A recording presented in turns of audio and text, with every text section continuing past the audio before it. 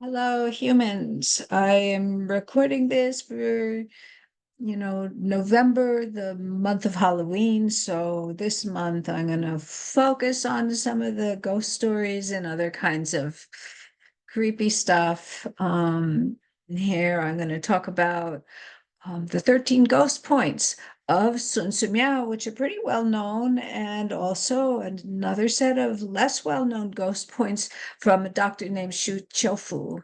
And then there's also a ghost story. So this isn't case studies really like the other videos I've been doing, but it still kind of fits in this process. Here we go. You know, I'd heard about Sun Simiao's 13 ghost points since the 1980s when I was in acupuncture school. And I only recently found out that there's another set of 13 ghost points that predates Sun Simiao's 13 ghost points.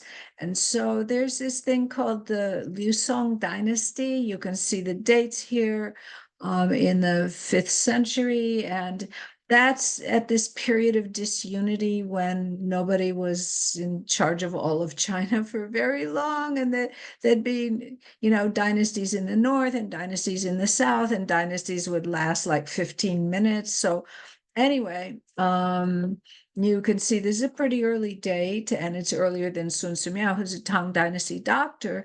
And so, I'm not really going to talk about Sun Simiao's ghost points very much because there's already a lot of information out there about them. But since I found out that this Dr. Shu Qiufu had his own set of 13 ghost points even earlier, then I thought that was interesting. So before we do that, then let's have a little bit of background. I am going to talk briefly about Sun Simiao. You can see he's like 200 years later, a little less than 200 years later than this. This is Sun Simiao here. I couldn't find any pictures of Dr. Shu because he's less famous. Anyway, in Chen Fang, which is one of Sun Simiao's books, there is the earliest surviving discussion of the 13 of what we call Sun Simiao's 13 ghost points. But actually, he attributes them to Bian Cui, who was a legendary, famous doctor of the Warring States period. So really, they're not Sun Simiao's ghost points; they're Bian Cui's ghost points. But just in case you wanted to know what they're actually supposed to treat, here's Chen Jinfang's description of the patients. Some remain silent and don't talk, or some are overly talkative with endless speech, or they sing or cry or groan or laugh or sleep. They might sit in a ditch and eat feces, or get naked and expose themselves, or they could wander day and night. They might angrily curse constantly, or they could have flying goo demon. What's that? Let's not go there, but yeah, it doesn't sound good. Their hands move chaotically and their eyes are intense. This is a Dianquang kind of person. So we've got this phrase, Dianquang. Let's look at it briefly. People always translate it by as like mania depression or mania withdrawal, but I've come to understand from reading descriptions in the old books that Dian is really any severe mental illness is very yin. So they're quiet, they're not talking, they're sleeping, they're muttering to themselves, they're sitting still and turned inward. But it doesn't have to be, the depressed part of mania, depression, or bipolar disorder. It could be, catatonic. It could be, it could just be anything as long as it's a yin type of severe mental illness. And Kwang, could be what we call mania today, but it also could be schizophrenia. Have you noticed that in Chinese medicine, they talk about, mania withdrawal, but they never talk about schizophrenia? Because, you know, this isn't the same as our bipolar. So, if somebody, a schizophrenic, is like, having an episode and being really moving around a lot and shouting and yelling, or, violent or anything like that, then that's Kwang. And if they're quiet and hiding and so forth, then that's Dien. So don't make this into modern psychiatry's mental illness. It's these are kind of larger categories, a yin type and a yang type of mental illness. Also note that above, it doesn't say that the patient is possessed by a ghost. It says they have jianquang. So even though these are called ghost points, it's really not that the doctor always thinks there's an actual ghost there. It's that they may be talking to somebody that no one else can see. So it's like they're talking to a ghost. Then actually the word ghost in Chinese gui can also mean a demon and something that was never human. So this person may be acting like they're possessed by some wild thing and not necessarily an actual ghost. But what I've noticed is that texts very often say the patient acted as if they were talking to a ghost. They don't say the patient is talking to a ghost. They say it's as if. And so I've really found, I've done a fair amount of research into this, into old cases and descriptions, and that many, maybe most, educated doctors were skeptical of ghost possession, at least in a lot of cases. Their family may say it's a ghost, their friends may say it's a ghost, but the doctor comes and, in like here, they're saying it's Jian Quang, and in later books, they're saying it's phlegm, and so forth and so on. But I'm sure some doctors believed in ghosts, or some doctors sometimes thought, yes, there's a ghost in this case, but they weren't seeing ghosts everywhere. Okay, so we saw the kind of symptoms, that does sound like, severe mental illness. It doesn't actually even sound to me like what a ghost possession would look like. Yeah. So um anyway, you may have read, Sun Simiao's Ghost Points. You may have read the list of points. And, there are a lot of new age-ish people that make up all kinds of stuff about the ghost points. And okay, I'm not saying they're wrong, but they're not talking about them the way Chinese doctors talked about them. And so in let's talk about what the ghost points actually are. In Chen Fang, it's a prescription of 13 points to be done in sequence, not pick and choose as you like, although some of them are used in certain circumstances independent of this. And, in some later Akimaksa texts, then they might talk about, they might add in some detail about what they treat or how to go about this treatment. So an example of that is Zhenzhou Dacheng. The volume 9 of Zhenzhou Dacheng, which is a Ming Dynasty Akimaksa text by Yang Jizhou, been translated into English by me. So if you want to look for it, here's, the English title.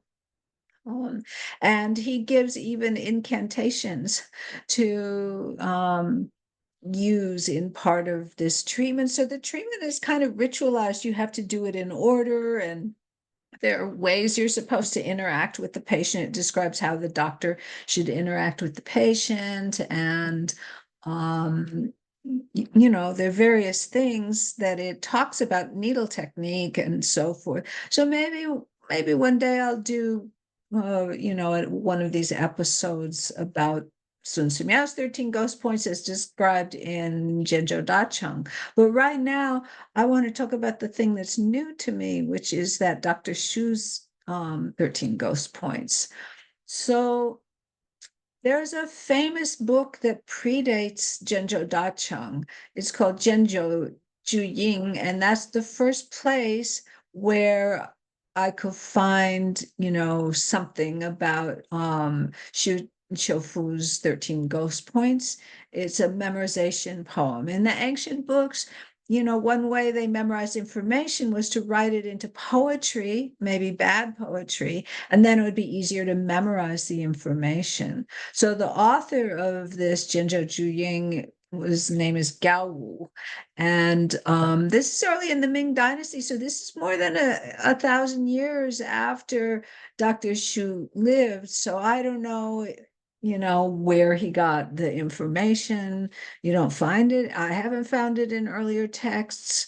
Maybe it was passed down in some obscure book that I didn't find, but finally Gao Wu has this poem. So it's called Qiufu's Song of 13 Ghosts, 13 Points to Treat Ghosts. And you can see, I've laid it out so you can see 1, 2, 3, 4, 5, 6, 7. It's, 7 characters, 7 characters, 7 characters.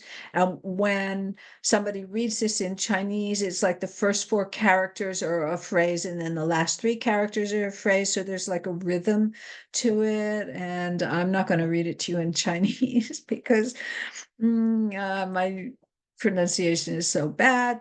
But here's the translation. Began with do 26, then do 24, then do 16, then shi feng, which is this non-channel point on the bottom of the tongue. It's different than jin jin yu ye, but anyway, there. Ren 24 and stomach 6 are next. So you can see it's in sequence because it says began here and this is next. Goes on, continue with lung 11, pericardium 7, and pericardium 5. Stomach 17, that's the center of the nipple. We don't usually needle that, but I guess for ghosts, maybe you do. And Youngling Chuan GB 34. And it says have evidence. For poetry, they have to make it fit the meter and the rhyme. So sometimes they add in words just to fill out the poem. So this really doesn't have much meaning here. It's just to fill out the poem. Sometimes they leave out a word to make it fit the meter. So, okay. One cannot forget spleen 1 and liver 2. These 13 points were set up by Shu Qiufu. So that's the poem, and that's all the information. He doesn't discuss it anymore. It's just this poem. And, he would assume everybody knew Sun Simiao's 13 ghost points and the idea of them. So, this is just an alternate point prescription with the same idea.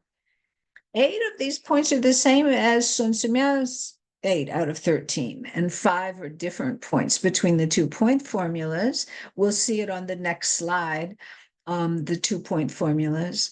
The order of needling is also quite different. Shu basically starts from the head and moves downward, but Sun Simiao's list, I really don't understand the order, why he went in that particular order.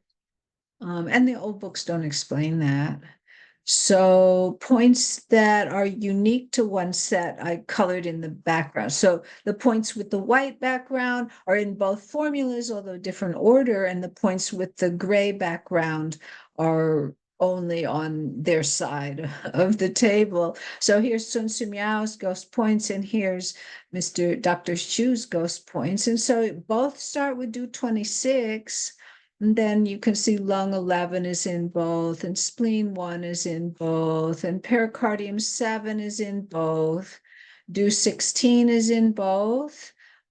Stomach 6 is in both. Ren 24 is there.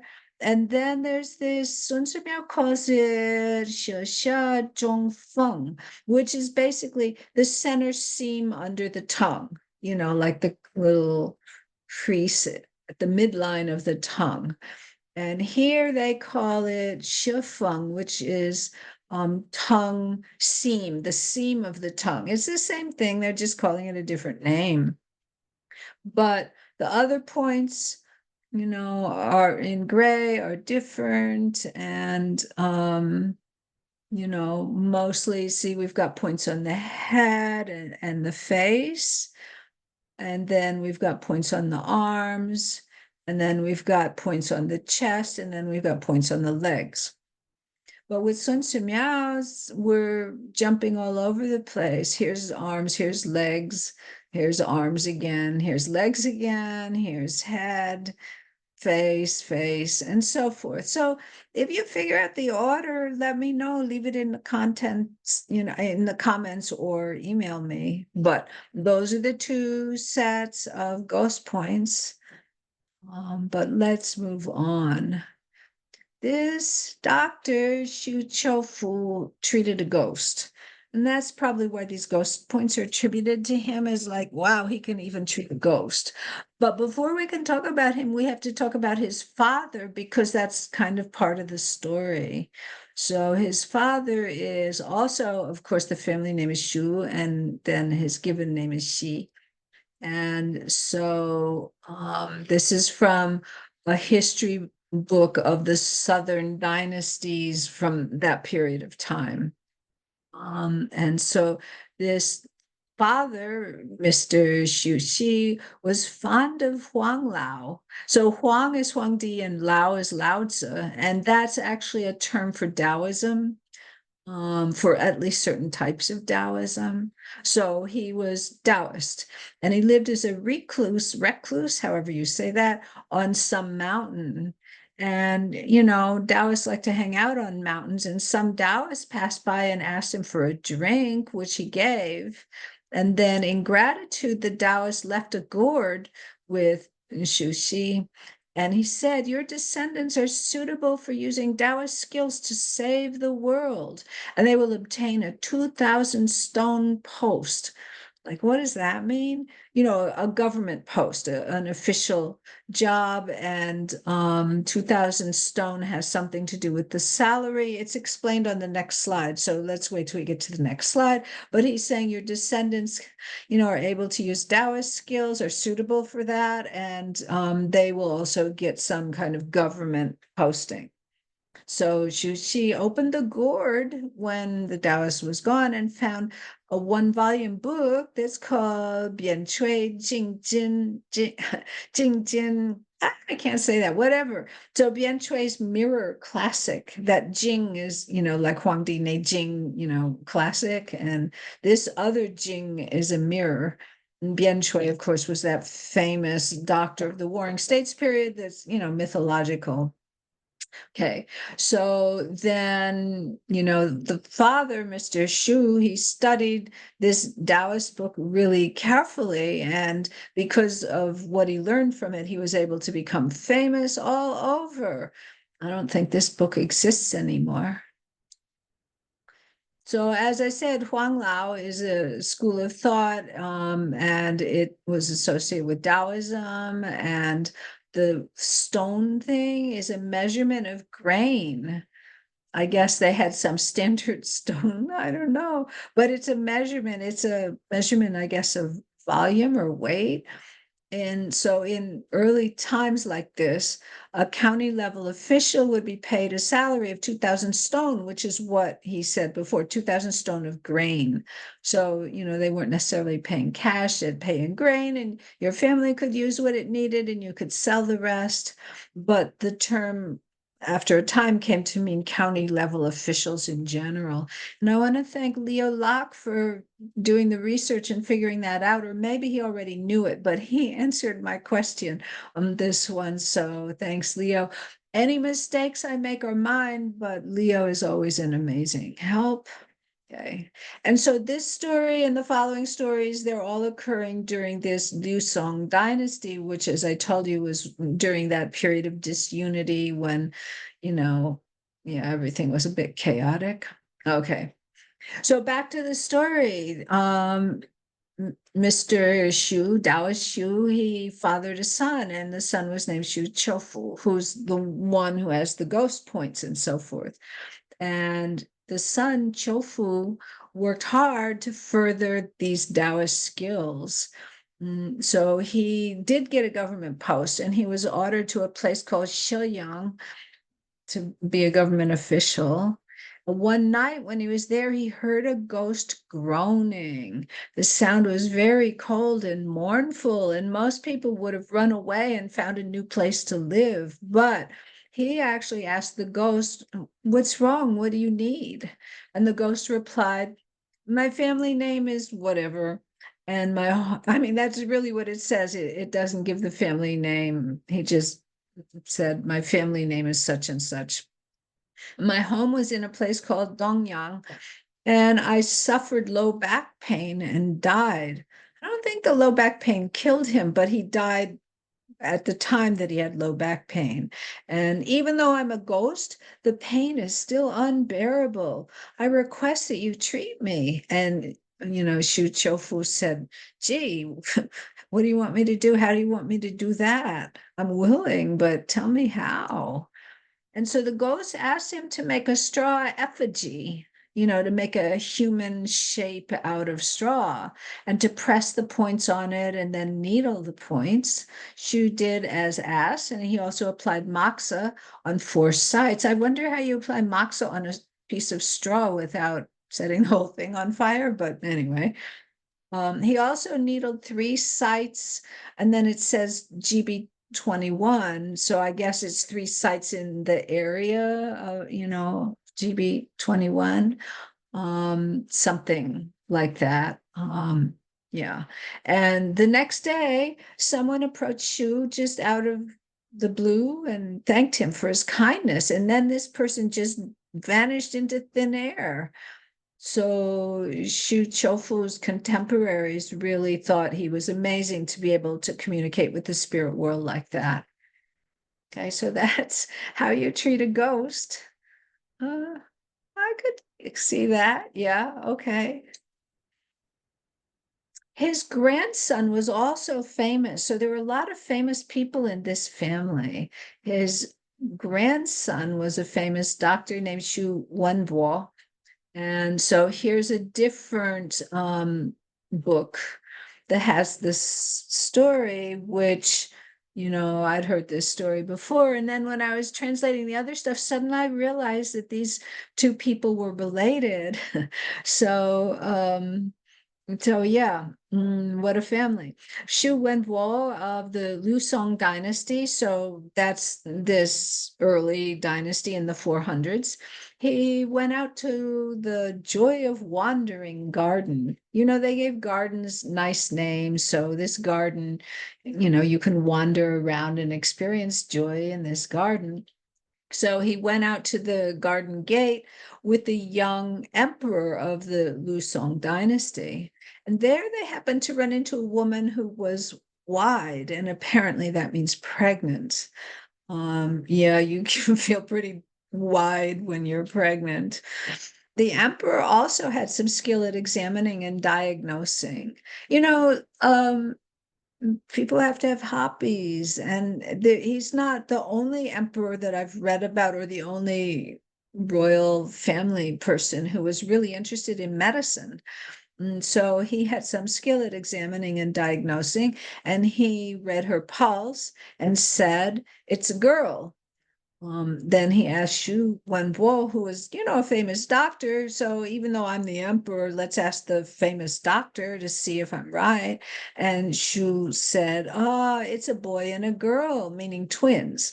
The boy is on the left and has a green-black color. That doesn't sound good. Anyway, and is smaller than the girl. So the girl must be on the right.